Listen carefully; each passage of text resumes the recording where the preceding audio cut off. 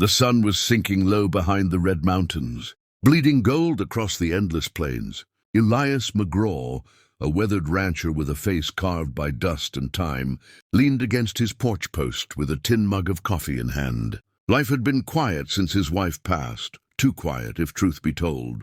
His cattle were thinning, his land felt heavier each year, and the silence of the prairie often pressed harder than a gun barrel. That's when he saw her, a lone rider galloping fast, as though the night itself was chasing her. She rode a black horse, its mane wild as flame in the wind, and when she pulled up in front of his ranch, Elias knew she was no ordinary traveler.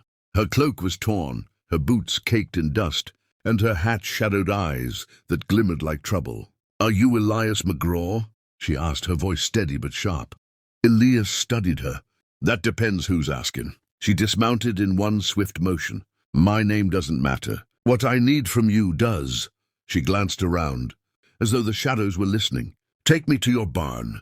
I can't be seen out here." Elias almost refused. Trouble had a way of wearing cloaks and riding fast horses. But something in her tone, it was more than fear, it was urgency, like she carried the weight of a grave secret, pulled him to his feet. Inside the barn, the air was thick with hay and silence. She pulled a long bundle from her horse's saddlebag, wrapped tightly in rough cloth. She laid it across a bale of hay with a trembling hand. "Take the cloth off," she said. Elias hesitated. "What's under it?" Her eyes lifted to his, cold and unblinking. "The reason I rode all night, the reason men will kill you if they know you've seen it." Against his better judgment, Elias pulled the fabric back. And in that moment he froze. His hand dropped, his breath caught. What lay beneath was not something a rancher was meant to see. It was horror wrapped in mystery. Elias staggered back, staring at the thing lying on the hay. It was no weapon, no treasure, no ordinary bundle. It was a face, or what was left of one. A human face, skinned clean, stretched tight across wood, as if mounted like a trophy. Its eyes were gone, but the empty sockets stared at him all the same. "What in God's name?" Elias muttered, crossing himself. The woman pulled her cloak tighter. "Don't speak too loud. If they hear, if they even suspect I brought it here, we'll both be dead before sunrise." "Who are they?" Elias demanded, his voice a low growl. She stepped forward, her jaw set like iron. "Men who call themselves hunters. They track people, Indians, settlers, outlaws, and take trophies like this. They sell them in the dark, corners of saloons and trade. Posts, faces, skins, souls." Her voice trembled on the last word, but her eyes burned with fury. Elias felt his gut turn cold. He was no stranger to death.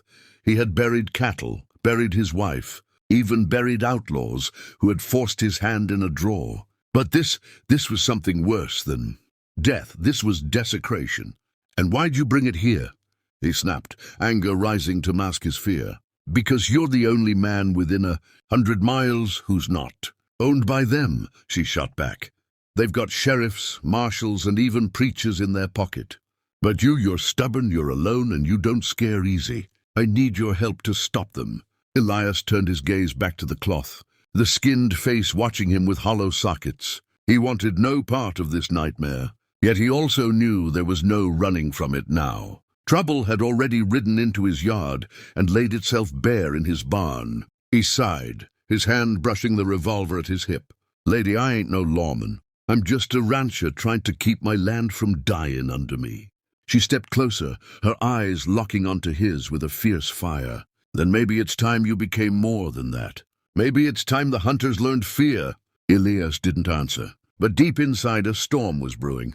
And as the night wind howled against the barn walls, Elias McGraw realized something. Once you've seen the devil's work, you can't look away.